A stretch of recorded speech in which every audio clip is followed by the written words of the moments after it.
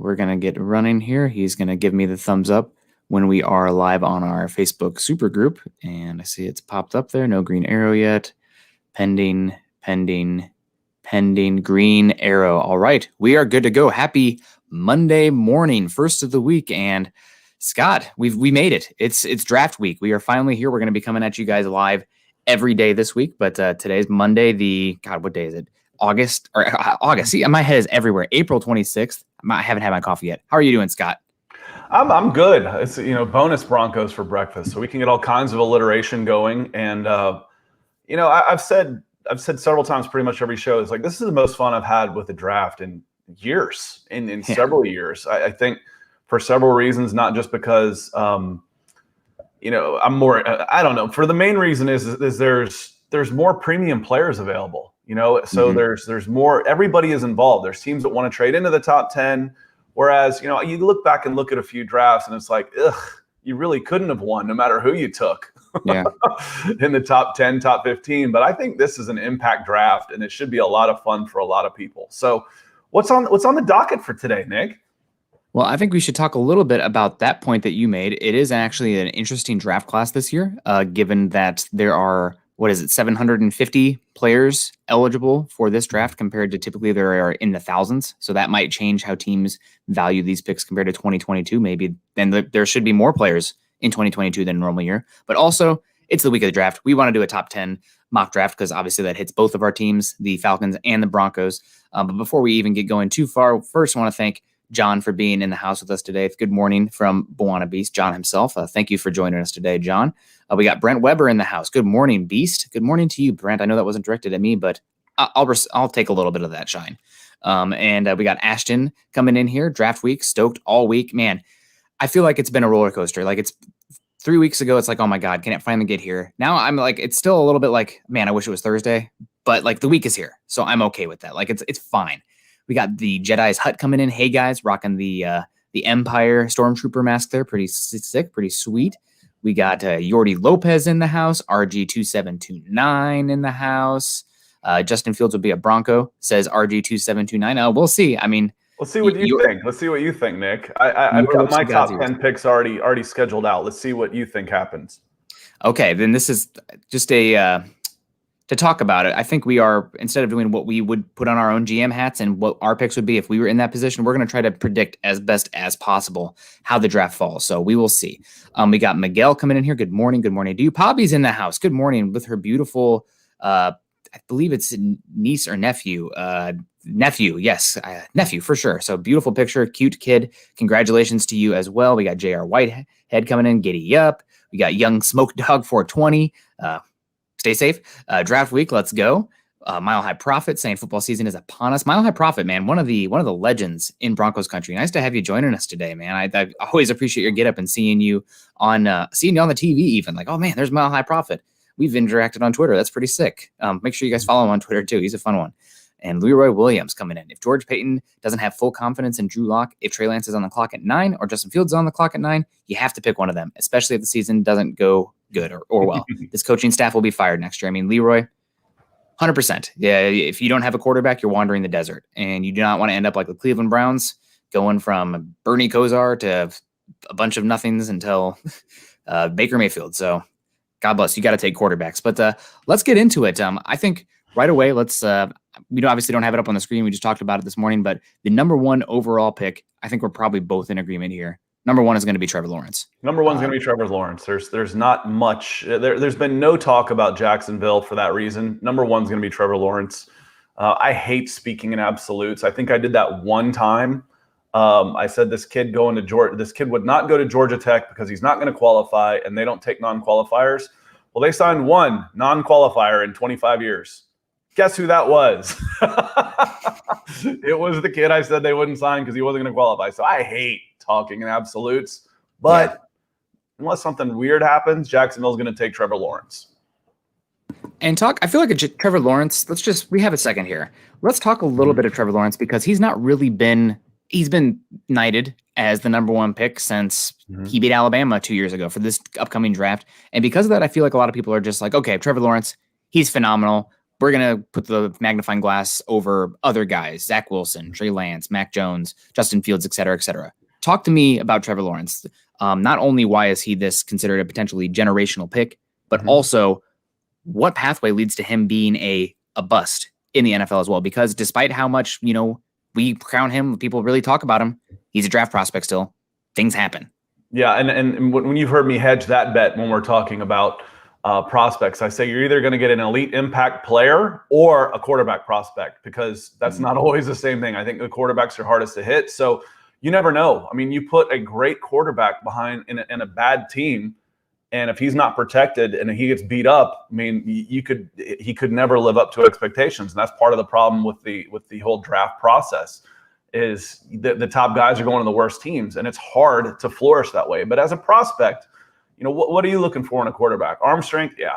Accuracy? Yeah. Can he throw on the run? Yeah. Has he got good size? Yeah. I mean, he ticks every single box, and he can run. He's extremely mobile. So he's got size. Does he have the it factor? Yeah. He's got everything that you're looking for in a quarterback. Does he have the respect of his teammates? Because that's part of it too. Is he a decent leader? Yes. He's got all of that. He's been under the microscope since he was 15 years old, and he has just continued to excel. So the stage isn't going to be too big for him. The question is can you protect him? And for me, that's the biggest question, is what's the situation going to be like? Because I've said before, is in a lot of situations, especially in college, I'd rather have the coach than the quarterback. You put a decent quarterback in a good system, he's gonna thrive. You put a great quarterback in a crap system, he's gonna struggle. So how is the system going to be? Are you going to be able to build around him?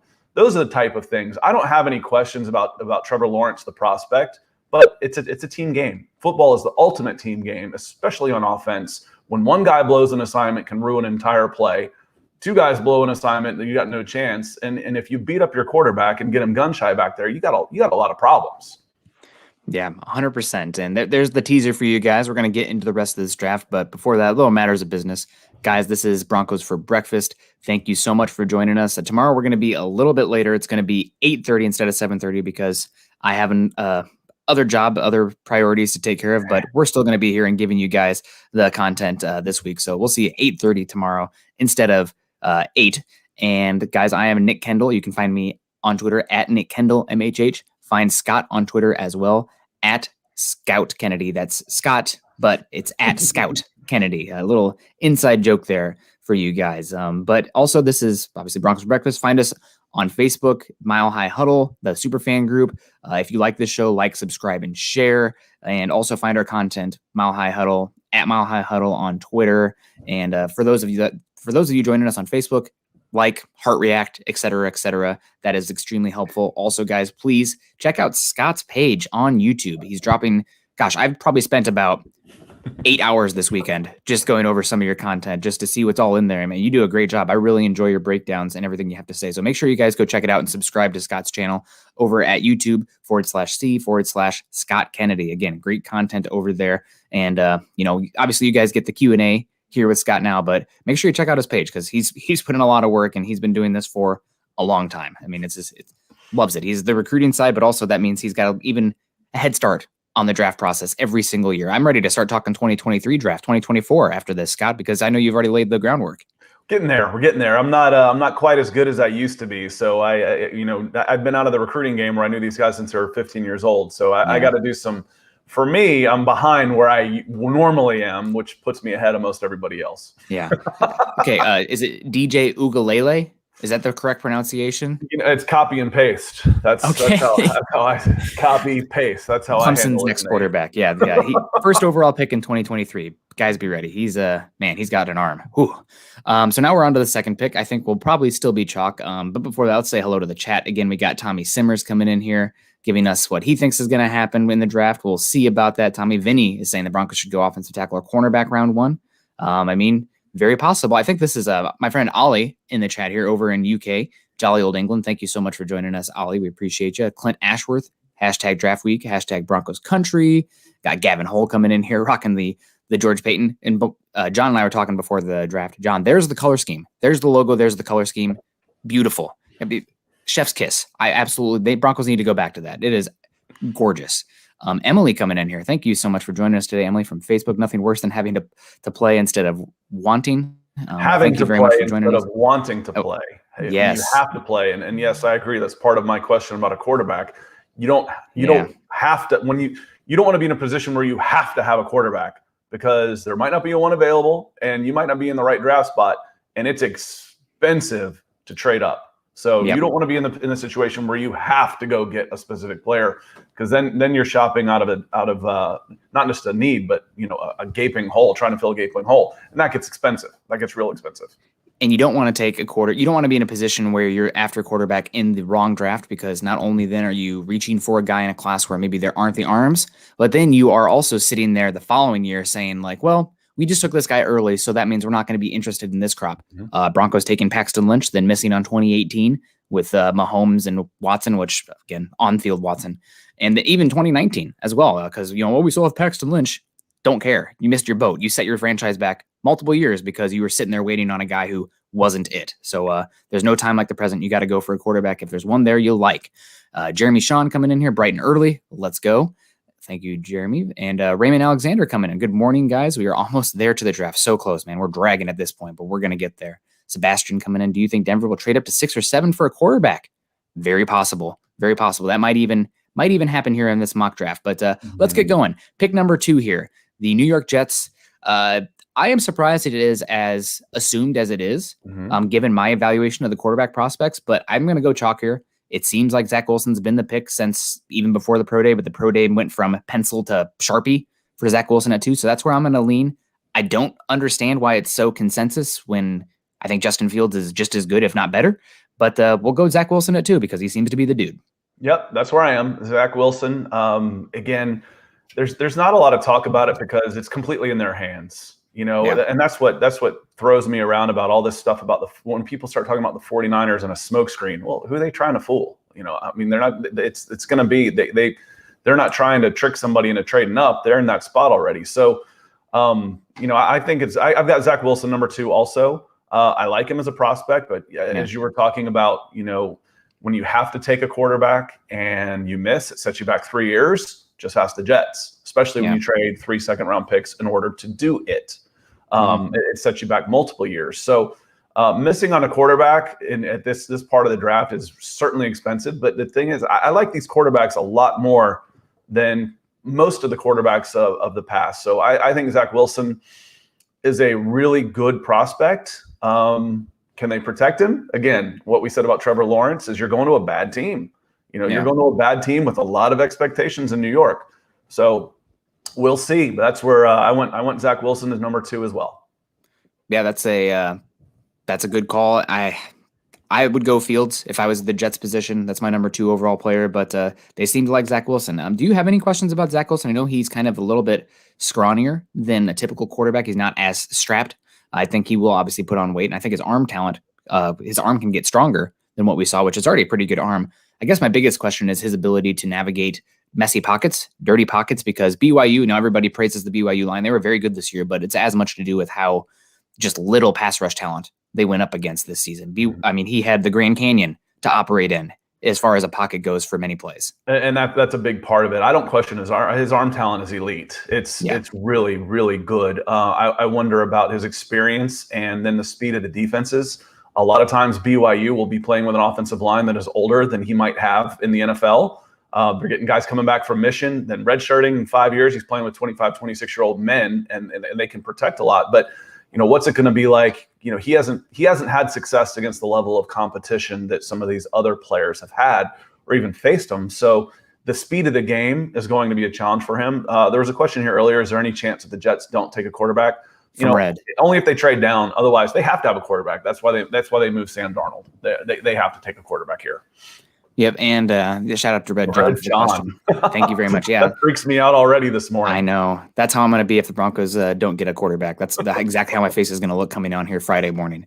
Also, another thing to point out here, which I think is an interesting tidbit as well, is Sam Darnold obviously a miss, but the Jets still recruit pretty good capital for him, despite how bad he's been for multiple years in a row. So even if you miss on that quarterback, it's not like missing on other positions typically where, that guy is dead to the world and you might be able to get a day 3 pick for him. the Jets still recouped pretty good capital for him. So Well, even if you I mean, swing and miss on relatively quarterback, speaking, when you talk about what the 49ers traded up with the Dolphins, what did the Dolphins get for that number 3 pick? a So lot. when you give up a number 3 pick and 3 second-round picks and got a second round in return, they didn't get good capital for him.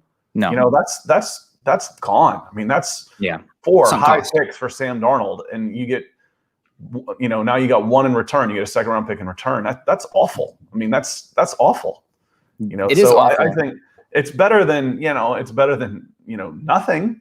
Yeah. But you know, for that was a huge blow to the New York Jets organization, no matter how you look at it, in my opinion.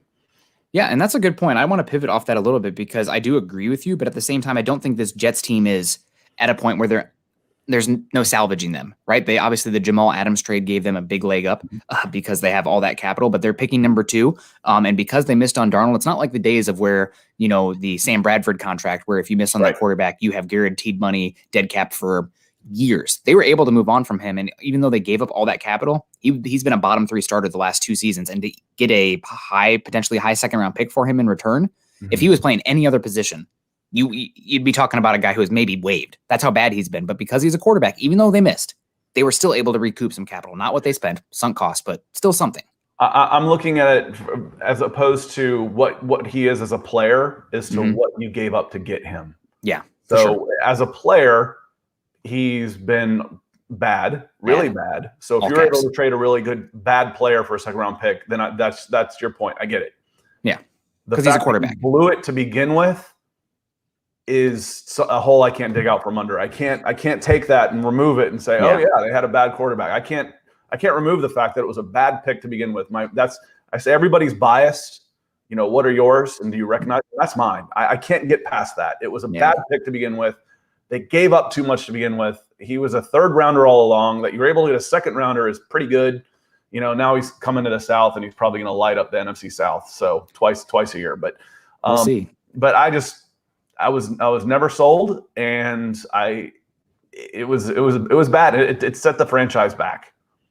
Yes, it did. Now that's a good point here, and let's get to this comment here from Jason Peters. Nick is going to need to travel to Oregon to locate some wake-up medicine. I'm not sure what that means exactly, but I have my coffee right here, so appreciate that. I don't know what's going on in Oregon, man. Sometimes some crazy stuff. Iowa lost a hard worker. Thanks for all you do, Nick. Thanks for all your time, Nick. Thank you very much for the kind comment, Jason, and thank you to Scott for joining us this week too to talk a little Broncos football and get this off the ground. I've been enjoying the heck out of it. I hope you guys are enjoying it as much as I am. So we had Wilson going number 2 there. I'm filling out my little spreadsheet here just to make sure that we're keeping track of it. Now we're on to the 3rd pick, the pivot of the entire first round of the NFL draft. What are the 49ers going to do? Obviously, Ian Rappaport yesterday saying that it's down to the belief is that it's down to Trey Lance and Mac Jones. There's still a chance, obviously, it could be Justin Fields, but from the beginning, the moment the 49ers made this trade, my gut said they're going for Trey Lance. Him in that widespread offense, under center, a lot of fullbacks, a lot of tight ends, Mike McDaniel coordinating things there, and then you add a power runner like Trey Lance to that system, and you already have Jimmy Garoppolo there. It doesn't have to be a day 1 starter with how much people praise Trey Lance's work ethic. And I've also heard from some people connected to North Dakota State that, to me, indicates that Trey Lance is the guy. I'm going to lean Trey Lance here for the 3rd pick. I think it's always been him. I think the Mac Jones stuff has just been a horse and pony show, whatever the heck they call it, just for the draft cycle, just for fun. But I think it's going to be Trey Lance here. Maybe that's the only thing I can think of is if what's the point of having a Mac Jones smokescreen? I can't maybe give it unless it's just to go have fun, like you're saying. It's like we're going to mess with the media a little bit. But as soon as they made that trade, Chris Sims was the first one to say it, and we all made fun of him. It's like, oh, you don't make this trade without getting a pro-ready quarterback, and that's Mac Jones. Well, then everybody started saying it. I asked Grant Cohn, who covers the 49ers for all49ers.com. He said it's Mac Jones. I asked Christopher Walsh down in Alabama the same question you asked up in North Dakota State. And this is when you start cross-referencing, what are you hearing, what are you hearing? And he says, the word around here is the 49ers think they've got their guy in Mac Jones. I'm going to say the 49ers are going to take Mac Jones, and my note on this is this will make or break Kyle Shanahan in San Francisco. It's okay to go out on a limb, but when you do, and good on him, good for you. Go with what you think instead of what you think is going to be the better optical pick. You know, if this is you've got to trust your evaluations. As soon as you start second guessing that, you're dead. So it's his offense, his team. He knows what he wants. This is what he wants. It's still, it doesn't make a ton of sense to me considering what all they gave up to get there. But I'm going Mac Jones. I think San Francisco 49ers are going to take Mac Jones. Man, that would be absolutely ideal. If that happens on the live stream, I am going to probably I'm going to have to go take a walk or something because I'm going to be too excited if the 49ers do go Mac Jones. I still think Mac Jones can be a good quarterback, but we've talked about it here. We've hashed it out. Quarterbacks who are so pocket-based in today's NFL, after Haskins and Rosen, which again, not one for one, but he has to be such an elite mental processor. And typically those you don't see that quarterback get to that level until they're like 32, 33, right? Like you have to gain that experience, that knowledge to get there. I don't know. It scares me. Haskins wasn't a great pocket passer. No, but he wasn't. And here's the thing about Rosen. I heard you talk about this a little bit, and I didn't want to interrupt and kind of forgot about Rosen. The question about Rosen was always, how much does he actually like playing football? Yeah, I think both his parents are doctors. You know, he's a Stanford level smart kid who played an elite tennis player. That he just kind of went out and played football for fun. You know, he wasn't necessarily the gym rat, the football rat that you need to exceed on this level. He had all the talent in the world, but how bad did he really want it? You know, I'm not sure.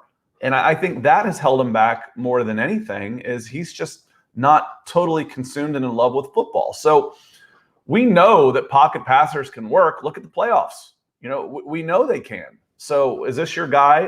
You know, is Mac Jones your guy or not? Not for me, not at 3, not 3 first-round draft picks. But, you know, I'd have a hard time trading 3 first-round draft picks for anybody, you know, frankly. That's a lot to give up. So we'll see. So I'm going Mac Jones. You go Trey Lance. So yes. I think as we get a little lower, I didn't include any trades in mine. So this might excite some Broncos fans as we get down to 9. Man, absolutely. And we got people asking who is San Francisco going to take. Well, there we go. That is the pivot of the draft. We will see what happens. But it's really an interesting conversation there. And something I wanted to get to as well with the 49ers, specifically Kyle Shanahan. Obviously, he's a great schematic mind. Everybody wants that Kyle Shanahan West Coast wide zone offense right now, but people need to be able to separate Kyle Shanahan, the schematic genius, versus Kyle Shanahan, the player personnel evaluator, because those are two different things. And you can be elite at one and not good at the other one. I mean, we're talking about Kyle Shanahan, 2018. He took Solomon Thomas where he had Deshaun Watson and Patrick Mahomes looking at him in the face. He preferred Jimmy Garoppolo over those two guys. It took Solomon Thomas at 3 in a great quarterback draft. So again, could he take Mac Jones at 3? Absolutely. I'm not going to believe it till I see it, but absolutely. You had a point there. First off, Nick, I want you to hit on our super here, because that one's big. That one's huge. This helps. Something like this helps us do this show every day. This helps us do this show. This says we want to do more of these. Thank you for doing this, because this is you might as well just say, I want you to do more, because that's what I just read. We're going to do more. Thank you very much. Yeah, and thank you so much, Poppy. We really appreciate it. She's back home in Iowa. Hats off to you. She says, showing my appreciation to you guys. And again, so appreciative. I don't even know what to say. These ones really just make me speechless. My wishes to Summit for his belated first birthday. Thank you so much. That's my golden retriever buddy, Summit. We just moved to a new house that we're really close to, a beautiful lake that we walk around every morning. Won't be doing it this week because draft coverage, but that's okay. So he'll get his walk after work. My wishes. And also thank you for the great Bronco talk. Well, Poppy, thank you so much. Hope you're doing well in Iowa. Again, congratulations on the new nephew. I know that is, bringing somebody into the fold like that in your family is incredible. And we really appreciate it. And we'll be here, like I said, all week. We're going to be here every single morning. So we appreciate it. And also, we hope your dad is doing well. Also, I know that he was sick there for a little bit. So, and Avon is the nephew. So, congratulations again. That's awesome. So now we're going to move on to a interesting pick here, especially for you. Let me get back because I wanted to say thank you, and we did. But you mentioned the different skill sets, and this will hit close to the heart of Broncos fans. But there's no better example of this in the past than Dan Reeves. Mm-hmm. Dan Reeves was an excellent football coach. Excellent. Where Dan Reeves kept failing was where he kept asking for more and more control over the personnel side.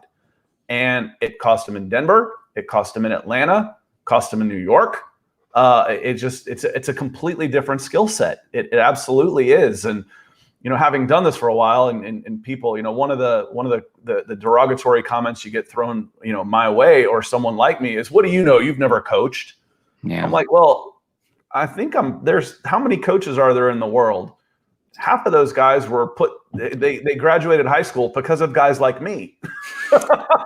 Cheating off of tests for guys like me. I'm positive. I'm smarter than at least one of those coaches out there that is a coach.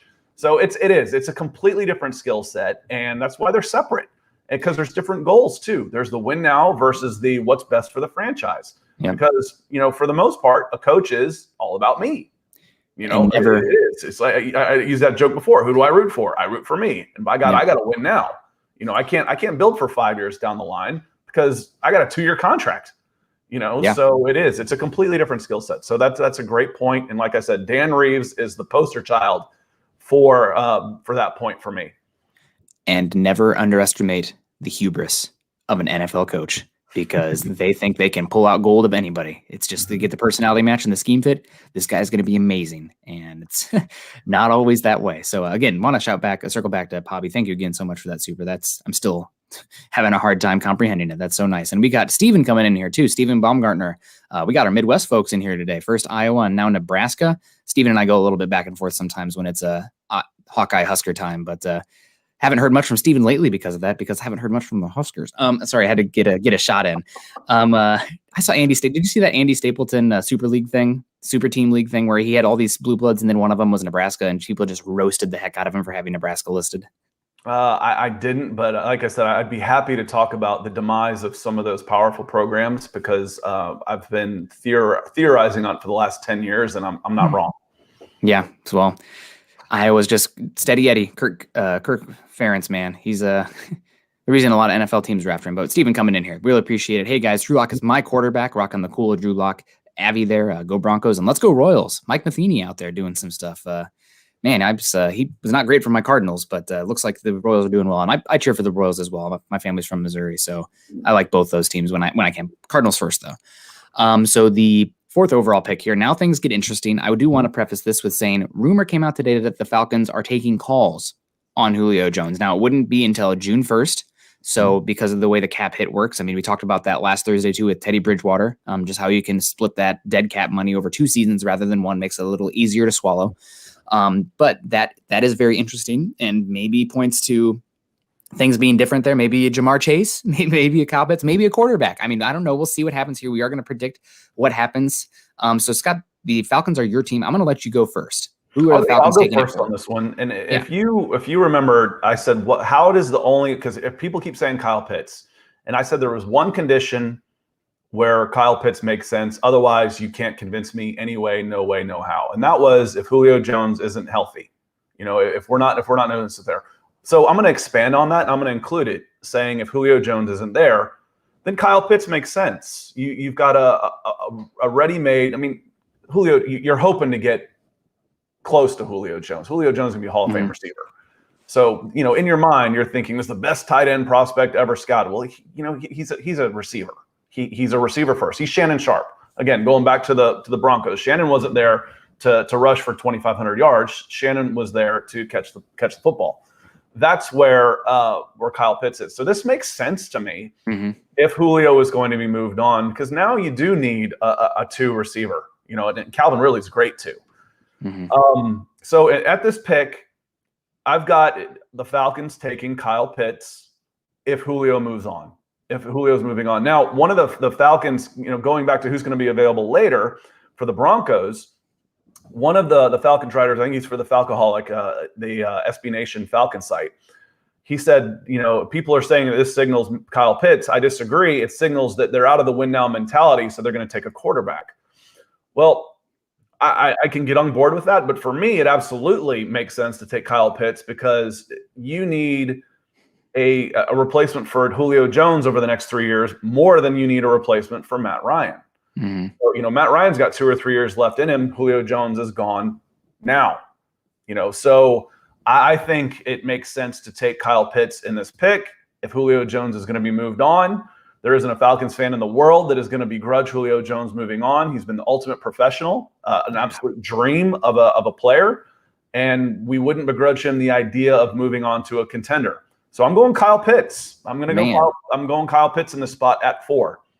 I gotta ask. I'm gonna go Kyle Pitts as well. I'm not gonna go too far on that. I think he is probably the if you put a gun to my head and say who's the most likely guy to go in the Hall of Fame from this class, I would say it's Kyle Pitts. I think he is a rare talent. And I know that there is historical data saying don't take a tight end round 1, but I think he is a pretty rare player. It's kind of like the Quentin Nelson conversation a few years back. However, I think Kyle Pitts is even different than that because I base my wide receiver or receiving talent more so based on EPA per play rather than the position they play. And I think Kyle Pitts brings you wide receiver ability at the tight end slot. So go ahead. And Tommy has a comment in here. I think Julio Jones leaving Atlanta will let Ridley fly. Dude's a top 5 receiver. Julio might be clipping his wings a bit. Julio played in half the games last year, and Calvin Ridley had 1,400 yards receiving. Yeah, Ridley was amazing. That's a number 1. So I agree with you. And then bringing Julio Jones back, you can see why I've said it's moronic for this team to take Kyle Pitts. Yeah. But if you can shut down Calvin Ridley, and they couldn't last year, but that's less than a third of the total yardage. So getting another weapon out there is big, especially in a 2 tight end set that Arthur Smith runs a lot. So, I think Kyle Pitts makes sense to me. I still wouldn't necessarily want that pick at 4. I'd still want Justin Fields at 4, but I think Kyle Pitts would make more sense if Julio Jones is going to be moved on. Especially you can get a second rounder for him somewhere in that neighborhood and start addressing the defensive backfield. So Kyle Pitts at 4, I think we've only split on 1. So 1, 2, 3, 4. The only one we've picked is I've got Trey Lance available. You have Mac Jones available. Mm-hmm. So let's move on to 5. I do one question before we move on to 5. Do you have any thoughts on Jamar Chase at 4? Obviously, the more valuable position at wide receiver. He plays X like Julio plays X. And right now it seems like the writing on the wall is this might go different in our mocks, but if Chase is there at 5, he's going to be the Falcons pick. That just seems to be, I've cross-referenced that with multiple people. Does not seem they value the tackle as much as Chase, but Chase now with the Julio news, I'm curious if there is any thoughts about Chase at 4. I think so. I think so. It's the same pick in my opinion. So who do you like more? Yeah. For me, it's the Jamar Chase, and this is where we start talking about, you go best player available. It's got to be Kyle Pitts. I'm like, well, that's relative. That's subjective. Yes. There's some people that think Jamar Chase is the best player in this draft. I might say Micah Parsons is the best player in this draft. Penei Sewell, he might be the best player in this draft. So that's subjective. And Jamar Chase grades extremely high. Yeah. That if you're looking at number 4 and you're looking to go receiver as a Julio Jones replacement, absolutely you could go in that direction. Again, I trade down. I would if I'm looking for that, I'd come out of that spot and I'd trade down. But there's no guarantee that you're going to get either of those guys if you go below 5. 5 or 6. Yeah. So when you're sitting there at that spot and you need a Julio Jones replacement, you better sit tight. If that's what you want to do, you better sit tight and take him. Yeah, and it's a point that I come back to that I've heard from Dane Brugler multiple times, and I think it's a NFL personnel cliche as well. Don't pass on special. You don't pass on special. So we'll see here. And we got Gerald Hende coming in here. Can't read the shirt, but appreciate it coming in on Facebook and with the stars over on Facebook. So we appreciate you. We don't. It looks. I can read the shirt. It looks like a Manscaped ad to me. I shaved my balls for this. Well, it's brought to you by Manscaped. We appreciate that. John's giving the thumbs up behind the scenes. So there we go. We got our ad read in. You can tell Chad we did it. Manscaped, use the code HUDDLE, guys. So now pick number 5. We are in. It's the Cincinnati Bengals. I am going to go Jamar Chase here. I think that wide receiver, they have a good wide receiver room. It's not great. And I do worry about Joe Burrow. It's not even just the knee. It's the style of offense they've been running where it's a lot of 5 options, which to have more options, that's great. But that also means you need to have 5 guys who can block. And I'm still a proponent of it's a depth or quality in your depth rather than the quality in a singular player in the offensive line. Because if you have one weakness in the offensive line, the whole unit can be tanked. But it's much easier to have a good offensive line when you have elite talent on there. It makes it easier for the other guys. So I'm going to go Chase here. I think they should consider Sewell, but the writing on the wall says Chase, and that's Joe Burrow's guy. I'm going to lean into the writing on the wall. Okay, so I go at number 5. I go Penei Sewell. Okay. I think you've got a decent core of young receivers, even without AJ Green, who's moving on. You have two guys knocking on the door of 1,000. I don't need another receiver. What I need to do is get an enforcer for my young quarterback. And if I compare my left tackle there for the next 12 years with Joe Burrow, I'm going to do it because I think Sewell is an elite prospect, and it's an elite prospect at a position to get an insurance policy for all the money I'm about to put into my quarterback over the next 15 years. So I think finding receivers is a hell of a lot easier than finding a franchise left tackle. You can get receivers that have production all over the draft and free agency, depending on the scheme. I'm going Sewell with the 5 pick, which means what? We got 2 quarterbacks still on the board? Two quarterbacks. Because, again, I don't have any trades here. And there might. If you really want a quarterback, no spoilers. I'm going Sewell at 5 for the Bengals. Okay, well, there you go. That's an interesting pick. I go back and forth. If I was Cincinnati, I'd be hoping for Pitts because I think he is the rarest talent in this class. And we know that Joe Burrow does a pretty good job with the middle of the field. So getting a guy like that to create space, very different than T. Higgins, very different than Tyler Boyd. I get it, but it really does seem like the Bengals are preferring Chase right now, and then they think they can get a solid offensive line they can plug in day 2, more so than finding an X receiver, which apparently is their goal in this draft. And I don't know what kind of X receiver is going to be available with their 2nd round pick. So we'll see. It's an interesting spot. Well, and Nick, if you look at their stats, their tight end was just a guy. We call those guys Jags. He was just a guy. 400 yards on 35 catches, somewhere in that neighborhood. That's anybody. So if the Falcons take a quarterback, the Bengals might be interested in taking Kyle Pitts. If you're there, then you fix a couple of those spots. You got a number 1 receiver in a tight end spot. He's not going to be a huge blocker, but he can get in somebody's way. He can block enough. So I'd watch out for that too. Pitts is a place that the Bengals, nobody's really talking about that, but that would be a good fit if Pitts is still there at 5. Yeah, absolutely. So we differ there again. That's fine. Now we are on to the 6th slot. Scott, I will let you go first with the Miami Dolphins. Okay. So with the Dolphins, the guy they've wanted all along, even at 3, was Jamar Chase. I still have him available on my board. If for some reason I mentioned that they do go receiver, because if they do take Jamar Chase at 5, they're coming out of that spot at 6. They're coming down. If he's there, they're going to take him. I think that's the guy they've always wanted. And they're going to pick up an extra 1st rounder for it. So they had 2 extra 1st rounders. But I think they traded back there to make sure that they got one of those guys. Miami Dolphins take Jamar Chase with 6, the guy they always wanted, and they got an extra 1st rounder for it. Yeah, I really think that the Dolphins trading up from 12 to 6 thought that the Bengals would be going, either a quarterback would go 1, 2, 3, 4, another quarterback would go off the board, and that Pitts would go then after that, or Sewell, thinking Chase would still be there at 6. Doesn't seem like it's going to be that way, which would mean the Dolphins would be eager to trade out. And guys, I'm projecting a trade here. I have the Denver Broncos coming up for Justin Fields here with the 6th overall pick. He's my number 2 quarterback in this class. I've been told that Shula and Shermer like him a lot. Obviously, it's the BS season, and I am not number 1 on the totem pole. I'm not going to pretend like I'm Mike Kliss out here talking directly with the Broncos front office. But I've heard that they would like either Lance or Fields, and they'd be happy with either. How they rank those guys, do not know. I think that's an interesting conversation. We'll find out probably later on, or maybe never. Maybe they'll just tell us whatever guy they end up taking is their number 1, as always has been. But in this scenario, I'm going to have the Broncos moving up from 9 to 6 to take Justin Fields. I'm going to have the Broncos giving up pick 9 and 40 for picks 6 and 85. The Dolphins do come out. It's not enough. I think the Dolphins want to move back, and they lose out on Chase, but they're still going to get Smith and or Waddle. It's going to cost you at least 2 number 2s and possibly a number 1 to move up to 6.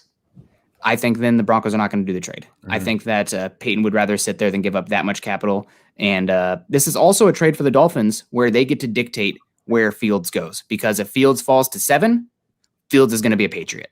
I am very confident in saying that. So Dolphins, it's your choice. Do you want Waddle/Smith at 9, who I think one of those 2 guys will be there, and to keep Fields from going to New England? This is the deal for you. And I know that Peyton and Greer have worked together in the past. They've spoken together multiple times leading up to this. I know that the Atlanta trade has changed, or the 49ers trade has changed things a little bit, but I think this is a deal that might help both squads because I can tell you, the Dolphins do not want Justin Fields to go to the Patriots. So and they come out on top on the trade chart. I know it would cost more than that, but maybe I would be fine doing 9 and 40 or 971 and 2022 second if the Dolphins send back one of their, I think they don't have like any day 3 picks. 82 is their latest day 3 pick. I think Peyton is going to be a stickler wanting to get back some of that capital still. And I think Peyton would also be fine just sitting there at 9 if he has to, if they're not willing to play ball for the price. But I do think this is an interesting one because the Dolphins then can dictate where Fields goes. Mm-hmm. And I think that does matter to them and might mean that they would lower their price a little bit just to make sure that the Patriots don't go up to 7. Because if Fields falls to 7, I'm very confident the Patriots are going to move up and get him. Well, and like I said, when I did this, and we'll move on to 7, I did this without any trades, but I want everybody to know that this is the spot, the danger spots where you're going to have trades. So number 7, if Detroit stays put, they could take a quarterback. They've got 1 year on Jared Goff, 1, and they're not sold on him. Part of the reason they made that trade was because they didn't have to keep him for a long term.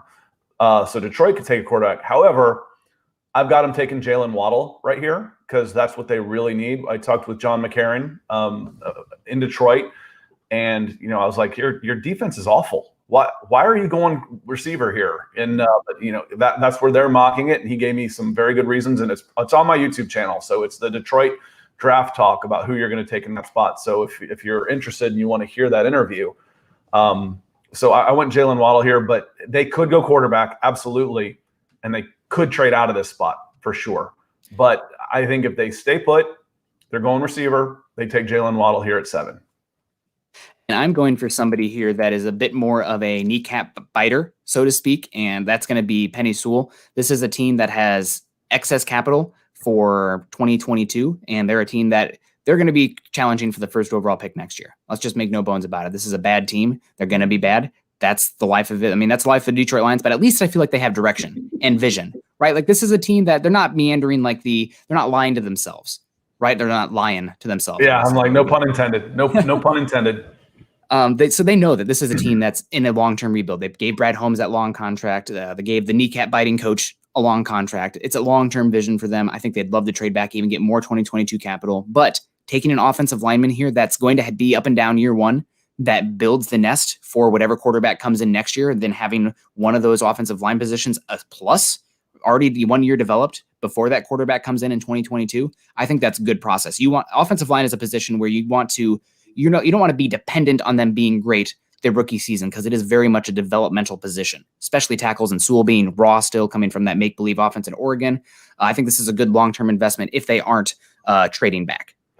It's hard to go wrong with an elite offensive tackle. Yeah. It makes sure if you don't have one, we talk about, quarterbacks, but if you can't protect the quarterback, you can't do anything. So, those kind of go hand in hand. If you don't have a quarterback, you can't do anything. And if you can't protect the quarterback you have, you can't do anything. So it's hard to go wrong with an elite offensive tackle. And I think Penei Sewell is an elite offensive tackle. Yeah, that's it's a great comment there. I agree with you 100%. Where would you rank Sewell compared to last year's tackles? I know that's a big conversation that a lot of people have been discussing where this draft cycle, people were saying Sewell is like Orlando Pace, Jonathan Ogden level tackle coming in. And it's kind of people have come back to that. I'm curious where you'd put him against the big 4 last season because last year's tackles were great. I think he's under the all-timers. Jonathan Ogden and Orlando Pace are as good as they've ever there are. But I think, I've said before in a lot of drafts that Sewell's going number 1 overall. I think he's that good. So again, when we start talking about when people start throwing best player available nonsense at me, I'm like, you got to take this guy. He's the best player available. Says who? I can make an argument for half a dozen guys as the best player available. That's how good this draft is. Mm-hmm. So, it's a lot of fun. So I think Sewell is as can't miss a player as you can get right now. But there's some good guys behind him too. If you want to go off the tackle and move down a little bit and you still want to get an OT, Rashawn Slater's still on the board. Not for long. The kid from Virginia Tech's still on the board. It's a good class. It's a good class of OTs at the top level. It's not deep, but the top end guys are good. It's kind of opposite of the defensive ends. There's no top end guys available, but 25 to 50, there's a lot of good prospects available. Yeah, I agree with you 100%. I'm going to be biased here. I was a Tristan Wirfs truther when he was a freshman. Saw him wrestle in high school, even up the road in Solon, Iowa. Man, Tristan Wirfs built different. Let me tell you, also heart of gold. So that swayed me a little bit as well. He did a lot of work with the Iowa Children's Hospital. So I am very much biased to Tristan Wirfs. I loved him last year, and he should have been an All-Pro last year as a rookie. I am very happy for him. He gets to enjoy the Tom Brady Tampa Bay train for a few seasons because couldn't happen to a better guy. I would stand on a table for Tristan Wirfs. I was preaching it last year. I was hoping the Broncos would lose to the Raiders week 17. Oh, sacrilegious. Don't care. Pick 10, Tristan Wirfs, happy for a decade. Well, you know, the scoutism I came up with is just because I'm biased doesn't mean I'm wrong. You know, I have insight. I'm watching these guys. It's just everybody's biased. That's what makes up who they are. My bias is big wide receivers. I'll tell you flat out. So you have to recognize your own biases and compensate positively or negatively. Now, mine's usually negative because I'm a cynical Atlanta sports fan. So if I like somebody, I'll talk them down. But we all have biases. Being able to recognize those and compensate is what makes us objective. But we're all biased. That's what makes our personalities. And that's why you want to be. Because you're biased doesn't mean you're wrong. And that's why you want to surround yourself with people who will call you on your biases and make you question your perspective. Because if you live in an echo chamber, you're probably doing it wrong. It was General George Payton. If you're surrounded by people who all have the same idea, you're surrounded by people who aren't thinking.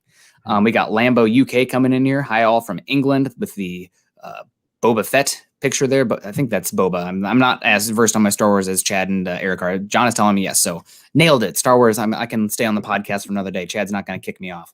Now we are on to pick number 8 now with the Carolina Panthers. I have heard that their number 1 offensive lineman in this class is Rashawn Slater, can play all 5 positions. That's a team that I heard a stat, and I can't remember the specific year, but I think it's dating all the way back to 2012, maybe 2015. But the Carolina Panthers have had a different starting left tackle every season since like 2015, which is putrid, insane, whatever you want to call it.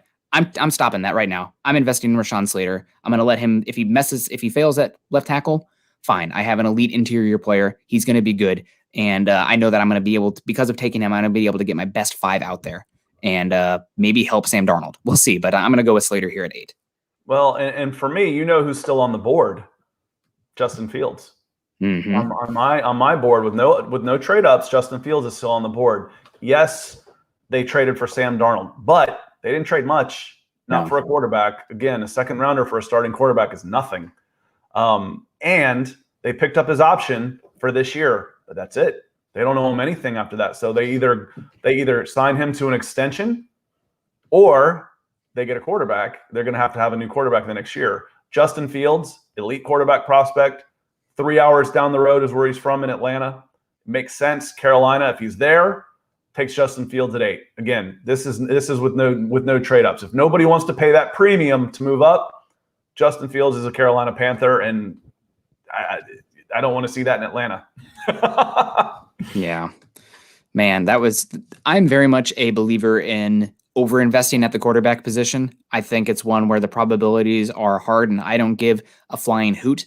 If you have a Carson Wentz situation where they draft a guy in the second round and that guy shrivels up, that told me all I need to know, right? Like that quarterback's got to be inflappable in situations on and off the field. And are you disagreeing with me here? I mean, I want to hit the super because this is one that makes me go, it's cringy. It's okay. Cringy. Let's get it. Has Buster. It's Jamie Newman is a non-draft for me. Thank you for this. Thank you for this bringing this up and highlighting it because Jamie Newman is a non-draft for me. Period. Wow. I watched him, and you hate to make this type of evaluation over the course of a week at Senior Bowl, but he couldn't hit the broadside of a barn. Of the quarterbacks that were there, he was the one that looked like he didn't belong. Period.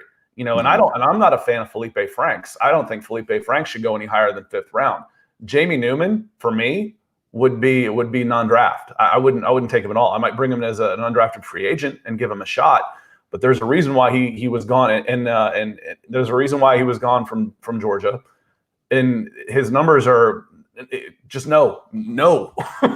Yeah, no on Jamie Newman. I think Jeremy came in here and just a little bit below Hez and says Kellen Mond. I'd rather have Kellen Mond too. 3rd or 4th round, I'd rather have Kellen Mond as well. Hezbuster, thank you so much for that and calling that to my attention. But Jamie Newman's a hard pass for me. It's a hard pass. He has inconsistencies, but he also has arm talent and a little bit of athleticism. Denver has 3 7th-round picks. If they took him with one of those 7th-round picks, understanding that it's like you're buying a penny stock, the odds of hitting that or getting a good investment, not great, but it's a penny stock, so I'm not too worried about it. Day 2 or 3, yes. So that's right. Hezbuster, you're correct. Day 2 or 3 for me. 7th rounder, that's fine. That's fine. The odds of that hitting. I kind of scanned through that and was thinking round 2 or 3. And I'm like, no, don't do it, man. So but day 3, no problem there. That's a good flyer to take. And if he doesn't make the team, so be it. Yeah, he's one of the. If I'm taking a guy day 3 and I already know their long shots, I'm going to bet on tools. And if they flame out, their odds of them flaming out was already super high, right? So like Kellen Mond, maybe a Davis Mills day 3. I don't understand this day 2 talk for him. I don't have enough tape there, and that kind of scares me. And Jamie Newman as well. I wouldn't be surprised. This would be one of the shocking picks, and we'll save it maybe for later this week. But surprise round 1 picks, I think Kellen Mond could sneak into the back of round 1. I would not do it, and it'd be like the Broncos, taking Paxton Lynch at the end of the first round. Like, it's like, oh man, you're taking a quarterback there, just take a quarterback. It feels like, but we'll talk about it. I think I'm going to be really interested to hear your long shot first round picks. We'll save that for a topic. That one's easy for me. I've been talking about him since the first time you guys had me on here. I compared him to LeBron James at left tackle, so that ought to be a hint for you. But just putting a bow on Jamie Newman. I have 55, 57 Senior Bowl highlights of guys on there. I don't think I did one for Jamie Newman. And candidly, someone asked, why isn't there one for Jamie Newman? I'm like, well, his highlights are on all the defensive backs. Yeah. You'll see Jamie Newman when you watch the defensive backs highlights, because he's throwing all the interceptions and incompletions. So no, thank you. And we got Jason O'Neill coming in here. In your opinion, who could you see plummet in the draft? A lot of times the guys that plummet at this point that you didn't see coming comes back to medical concerns. So guys who had concerns with medical rechecks that then fall. It was kind of like Lucas Niang last year. People are like, oh, the top 50 talent is actually one of the frames to do it. Well, there's a little bit of concerns with the knees. So Caleb Farley, microdiscectomy. What are teams thinking about that? He still could go in the first round, but if teams are concerned about that, it's the same injury that Tony Romo had. It's the same injury that Tiger Woods had. Those guys have had to have microdiscectomies multiple times after that. So that's a concern. I could see Michael Parsons sliding a little bit if the character concerns are, non-negotiable for some teams. I mean, that's depends on every single team. The 49ers had Reuben Foster number 3 overall on their board in 2018. Some teams are going to value that differently. So we'll see. I've heard that Trey Sermon has a knee concern that could slide him into day 3 or later. There's some other ones as well that have some medical concerns, but those are the guys that come off the top of my head that with medical relations or character that could have them slide. Christian Barmore as well, although that could be BS with the team trying to get him to slide at the end of the first round. And that's what I say about all these guys is you can't. When we talked about Justin Fields and the concerns, I'm like, that's being put out by people hoping he falls. There's 25 teams, 27, 28 teams that don't have a chance at Justin Fields the way it is right now. So, they start leaking to their sources. Oh, we didn't like him anyway. Those grapes were sour. Yep, 100% sour grapes. Speaking of a little bit sour grapes here, hopefully not. Let's have these grapes be sweet. The Broncos are on the clock on your side. I have the Dolphins on the clock because I had the Broncos move up to 9. But for you, the Broncos are on the clock with the 9th overall pick. One quarterback still available. Scott, how sour am I going to be? Are we talking wine or are we talking something bitter? No, I took him. There's one quarterback still on the board. Listening to you, I can't sit in here and listen to you talk about the quarterback situation and not take Trey Lance at number 9 if he's available. But as we've said before, if you're going to want one of these 5 quarterbacks, I don't know that you're going to have the chance to get him at 9. Mm-hmm. But it also depends. Miami. It depends on who's there. If you say, how bad do the Falcons want Kyle Pitts? How bad do the Bengals want to stay at 5?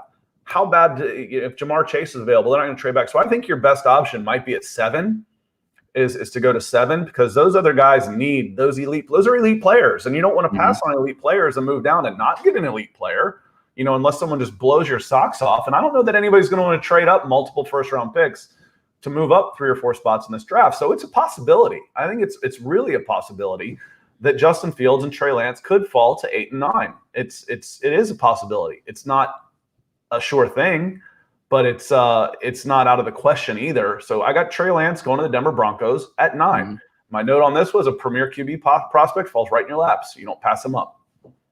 Yeah, and I know that Trey Lance is, because of the circumstances surrounding him, is somewhat of a outlier, and that's concerning, but I'm not holding stuff against him that was outside of his control. I mean, he would have had another year of tape this year if it wasn't for what's going on in the world and how Division II is. I'm not putting an ounce of weight on that showcase game, given how weird and absurd it was. It's kind of like trying to judge a quarterback based on a preseason game, right? Like you can take something away from it, but the circumstances are so freaking weird that like if you're just judging that tape, it's so out of the norm that I don't know how much weight to put in it, if at all. You see the traits, you see the athleticism, you see the arm talent. People rave about his intelligence and his processing. And year one, let's say if he has to learn on the fly, because of his athleticism and his rushing ability, you raise the floor of your offense. He doesn't have to be perfect up top. Now, you do have to worry about bad habits developing. If you want to give him a year one redshirt year, you need to kind of reassess what you're doing in that quarterback room. But still, I'm swinging for the fences at the quarterback position. I'm not going for a bunt. I'm swinging for the fences. Here's my question.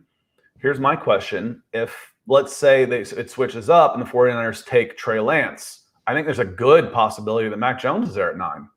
Mm-hmm. We take Mac Jones at 9. I trade back. Yeah. I trade back.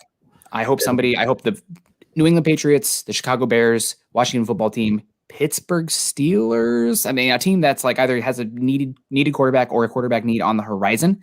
And that's the team I'm looking to go back for. And then I'm looking to fill a potential 2022 hole this Bronco teams has, which while this roster is really good for 2021, at least on the depth chart, a lot of 2022 needs or 2022 needs. 2 off-ball linebackers, edge rusher, nickel cornerback, boundary cornerback, right tackle, safety. I'm getting those picks. I'm trying to fill those holes before they're even holes. And then I can kick that quarterback need to next season where I can be more aggressive because I have those other holes already filled. It means I can give away other capital because I'm not sitting there with like, if I trade this capital away, I don't have any answers or options for linebacker, cornerback, safety, et cetera, et cetera. So that's what I would be doing for Mac Jones. And that doesn't mean Mac Jones isn't going to be good. He's not for me. I'm out on the pure pocket quarterback. It's just, I feel like they have to be such an intelligent outlier that their path to success is the margin for error for that. It's razor thin. And I just think it's already too much of a boom or bust prospect for taking a quarterback. Let's go back to the question. Who could fall? If the 49ers don't take him at 3, he could fall into the teens. Yeah. It's one of those weirdest, like you're either going top 5 or 18. You know, I mean, it's a strange situation, or someone trades back and gets him. But let's hit on Derek real quick. He's got a question about the current, which you're going to need to address this one for me. Yes, Derek Wright coming in over on YouTube. And guys, if you are joining us on YouTube today, make sure you like, subscribe, and share. That is where we get the majority of our eyeballs. I see right now we have over 200 people in here. Guys, if you're joining us today, this morning, this fine Monday morning, we're going to be here every morning this week, leading up to the NFL draft and Friday to cover round 1 and see what happened. You guys want to make sure you like, subscribe, and share on YouTube so you know when we go live. We're also going to be covering the draft live, doing a live reaction show. So that'll be a lot of fun. Man, that Saturday show last year, day 3, when you get into round 6, 7, get a little bit of slap happy. Like you're just too much caffeine. You feel sickly, but God, you feel so alive. You're so happy to be there. Derek Wright, do you think we should put Moody at left guard, Glasgow at center? Well, this is an interesting question because Glasgow's playing right guard. Your left guard is Reisner, so you're switching around things there based on where Reisner's playing. I've always been of the opinion, I'm going to stick with this opinion. You play your best 5 guys in positions where they make sense. Now, obviously, Garrett Bowles isn't going to play center, but still, you want to have guys with positional flexibility so that way you can get the best 5 out there. And this is more of a question. If injury occurs, you can put Moody out there at left guard or right guard and do some rearranging. But I think this one is getting at, you see Glasgow move to center more so if Cushenberry is struggling and fails this year. Now, he was a center last year. Center is typically a position that takes a season. I mean, Broncos have had some decent centers the past few seasons. Matt Paradis, Connor McGovern, another one. And both those guys, they weren't even rostered their rookie season for the Broncos. Those guys were on the practice squad. They got a year in the fermentation chamber before even being on the Broncos roster. So I'm not really that worried about Cushenberry. You saw him his rookie season in a weird year.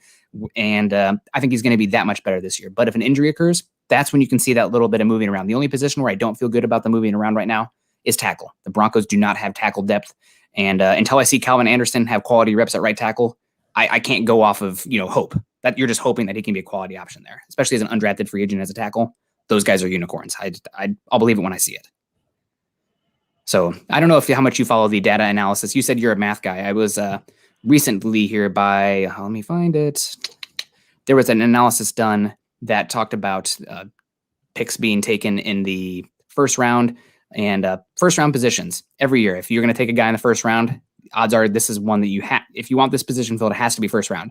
Quarterback, offensive tackle, edge rusher. If you're betting on day 2, day 3 picks at those positions, scratch tickets.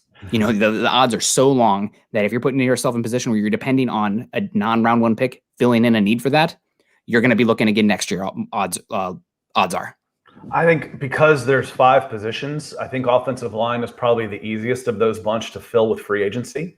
But none of it's easy. The NFL doesn't make it easy for players. They don't give the players a whole lot of rights to pick and choose where they want to go. We've got one more pick. I got Dallas Cowboys at number I haven't 10. given my pick for Miami at 9. At 9. Yeah, that matters. Yes. That matters. Jalen Waddle. I'm going to go with Jalen Waddle. You already moved up you already gave me your Broncos pick. So yes, Jalen Waddle. I'm going to have Waddle go to Miami. The Panthers are there at 9, and they've picked up, a 5th rounder. I think you sent them to move up. A second. I gave him a second. I gave him a top 40 pick. Pound sand. That'd be my answer. What's that? A 2nd rounder to trade a pound sand. Click for 3 picks to keep him out of New England. I'm hoping. I would be willing to give more, but I think Peyton for sure is going to tell them to pound sand if they ask for that 2022 first. He has a line in the sand. He's not giving up that 2022 first, it sounds like. But we'll see what happens when the bullets are flying live. But that is my understanding right now. The other picks, we can talk. 2022 first, especially to move up just 3 spots. I think he would be against that. So, and I'm really hoping that Peyton's saying, hey, we want to keep this guy out of New England, right? Let's make a deal. This is beneficial for both sides. And I would be about that if I was Miami. Like I said, multiple 2nd rounders. I think you're looking at the Sam Darnold trade where it took him 3 2nd rounders to move up to 3. You say, well, we're not moving up to 3. Yeah, but you're getting a better player than Darnold. You're getting a a better prospect. Yeah. You're getting an elite quarterback prospect that someone else is going to be.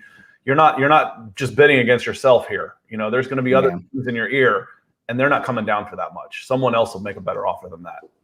Yeah, the question is Miami looking to get down? Or are they looking for, if they miss out on Pitts and Chase, then is it like, well, I have to walk out of here with either Waddle or Smith because I need Tua to work. And the way to do that is to get him a receiver talent because it does not sound like they're looking at offensive line just because of how they invested in it last year. So if they can move down to 9. They're all in on receiver. Yep. I agree. So if they can move down to 9 and still get their tier 2 guy, maybe you do have to give up more. But I think it's a deal that really makes sense if it falls the way it's fallen. Now, the capital itself, we'll see. But I think it's things make sense. And I have Miami moving down to 9. I'm going to have them take Jalen Waddle. He is what everybody hoped Ruggs was last year. He's actually a true 3-level threat. He's one of the best yak weapons in this class. I know you don't want to compare guys to rare talents, but if there's anybody in the last few drafts that would compare to Tyreek Hill on the field, it's probably Jalen Waddle. And man, if it wasn't for his injury, he'd have been the guy winning the Heisman. I mean, Smith took over. He was great, but those first few games when Waddle was playing, oh my God, video game football. What's interesting is you've got somebody that can make that pick for you. You go to Tua and say, which one of these would you rather have? Yes. What better person to ask than the quarterback that played with him in college? Who would you rather have? We're okay on this. We're okay with either one. Pick your guy. You don't necessarily do that, but you'd be pretty stupid not to get his opinion. You say I'm a math guy, but I'm as much as information as you can possibly get guy. And math is included. The eye test is included. Character references are included. All of that stuff. You'd be pretty dumb not to go ask Tua who he would prefer. He might not answer you, but you definitely want to ask. So, number 10, Dallas Cowboys sitting here. The rumor was that they really, really liked Jerry Jones. Was really, really enamored with Kyle Pitts. So if they're going to get Kyle Pitts, they're going to have to trade up a lot. But if they stay put at 10, I've got Patrick Surtain here, another Alabama guy. I think he's overall the best corner in this draft. And as we mentioned, when general managers are picking players, they're not necessarily looking at scheme so much. It's not like they're running a wishbone versus, a run and shoot, where you need a quarterback difference, it's fairly similar, and you're going to run through a bunch of different options. But if you want to talk about scheme, you can talk about Dan Quinn and that press and his big physical corners, and Patrick Surtain fits there. I think it also might be time to start looking at a Tyron Smith replacement. And I've got Rashawn Slater on the board, offensive tackle, but I go Patrick Surtain, number 10 to the Dallas Cowboys. Yeah, I have Patrick Surtain going off here, playing opposite his old teammate in Diggs in that cover 3 Dan Quinn scheme.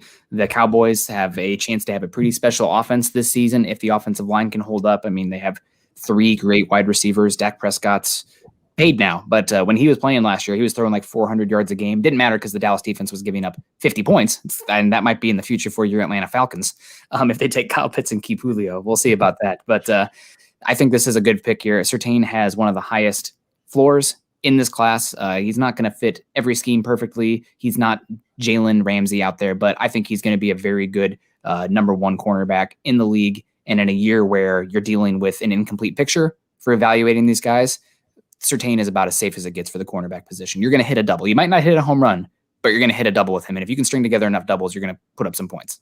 So rapid fire as we get going out of here real quick.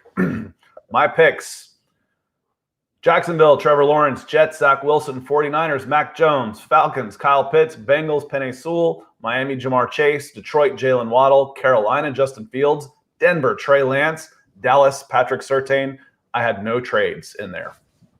Absolutely. And I have Trevor Lawrence going off the board to the Jacksonville Jaguars. Then with the New York Jets, I have Zach Wilson going in. Those seem to be chalk. After that, it gets interesting. We'll see what happens. A lot of stuff. You went Jones here. I went Lance. My gut said Lance when the trade happened with the 49ers moving up to 3. I think that's going to continue to happen. I think that's going to be the pick. So I have Trey Lance going 3 to the San Francisco 49ers. 4th overall, I have the Falcons selecting Kyle Pitts, tight end from Florida. 5th overall, Cincinnati Bengals taking Jamar Chase, wide receiver from LSU. With the 6th overall pick, I have the Broncos moving up with the Miami Dolphins to select Justin Fields. I think if the Broncos want one of Trey Lance or Justin Fields, they're going to have to move up to 6 because I think Detroit's going to prefer to move back further and get more future capital. And also I think New England then comes in the picture. New England's not dealing with Miami, or Miami's not dealing with New England. So if the Broncos want one of those quarterbacks, I think that you have to go up to 6 to do it. And I would be willing to do that with either Fields or Lance. I have Fields, my number 2 quarterback, number 2 overall player, and Lance, my number 4 overall player, my number 4 quarterback. I'd be happy with either. Detroit going then with Penei Sewell, offensive tackle from Oregon. 8th, I have Carolina Panthers going Rashawn Slater, back-to-back offensive lineman. Number 9, the pick that was the Broncos, now it's the Dolphins. Jalen Waddle, wide receiver from Alabama. And then 10 overall, back-to-back Alabama picks. Dallas Cowboys going Patrick Surtain, the 2nd. And that rounds it out. So we'll see what happens. It's going to be a lot of fun. I'm excited to be with you guys here all week. Anything in the chat section here that we want to get to before we wrap it on up, John? Nope. Okay. Well, guys, we appreciate you so much. And you guys stay safe. That's going to do it for Broncos for Breakfast. Make sure you guys find us on Twitter. You can follow me at Nick Kendell MAJ. You can follow Scott at Scout Kennedy. Also, guys, really important, make sure you follow Scott's YouTube channel. Go subscribe right now. Log out. No, don't log out yet. But let me finish the read. But once we're done, make sure you guys go to youtube.com/C. Yeah, that's fine. This is 2021. If you can't multi-tab by now, after we've been on Zoom meetings for a full year, shame on you. But go to youtube.com/C/Scott Kennedy. And we're going to be here again tomorrow at 8:30 Mountain Time, 7:30 my time, because I do have a work meeting in the morning that's taking place in South Africa. So it's going to be really early for me. And that means that I can't miss it, but that's fine. But we're going to be here again, I think, tomorrow. What do you think? Surprise first rounders. Some guys that might sneak up into the back end of the first round that people are somewhat sleeping on. I think there's some, it's going to be surprised this year.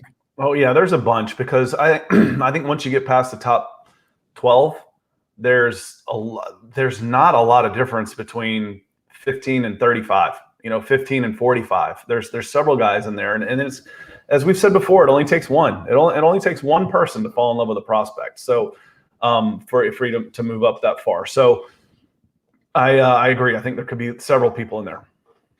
Yeah, guys, that's a good point. That's going to be fun to talk about, because we've been talking a lot of top 10, but things really start to differ the further you get from the top of the board. So that might be a lot of fun. I'm going to try to bring some spicy names, some that you guys haven't really been talking about. Also, guys, really want to give a shout out to John for joining us today. I know that it's in the morning for him, and we had a late show yesterday, so appreciate you for joining us, John. You guys can follow him on Twitter at John K. MHH. Also want to give a shout out to our supers today.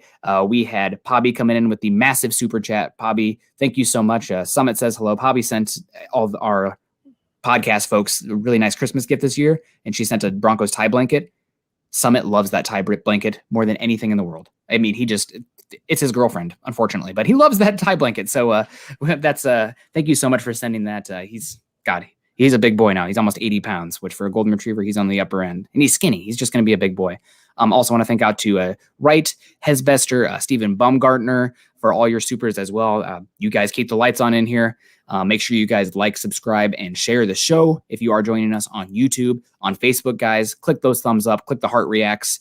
We had a lot of eyeballs in here today. We appreciate that. But to get some more interactions to help the show, if you're liking what you're seeing, make sure you click a like and a heart. And also thank you to everybody who just joined us today in general. You don't have to drop a super to be involved in the conversation. That's, of course, obviously we do appreciate it, but that doesn't mean that we're not seeing everybody else in here. Obviously, times are hard, and if you can't donate or give a super, that's fine. We still love you. We appreciate you.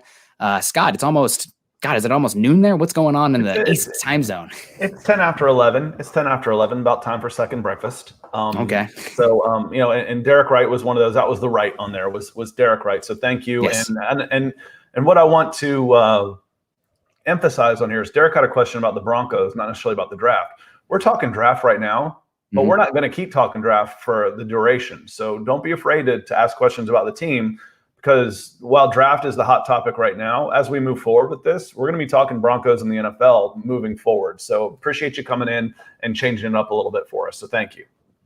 Yeah, guys, we love y'all. Have a great Monday. Only 3 more sleeps until the NFL draft, kind of like when you're a kid for Christmas. Only 3 more sleeps until Santa comes. So really excited for that. Appreciate y'all. We're almost there. Tropic Thunder joke. Oh man, it's been a long time since I've seen that. Tropic Maybe Thunder was talking about, I go sleep. That sounded like Tropic Thunder to me. And don't think I wasn't watching all of the Water Boy comments going on in there. So where would I draft him? I might take a flyer in the 7th round. He wouldn't test very well. A linebacker that's 5'8", 180 pounds, running a 5'2".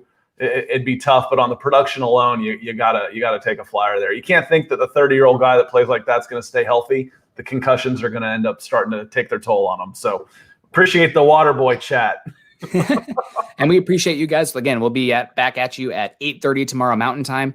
We'll see you then. If you didn't catch us live, the show will be going up wherever you listen to your podcasts.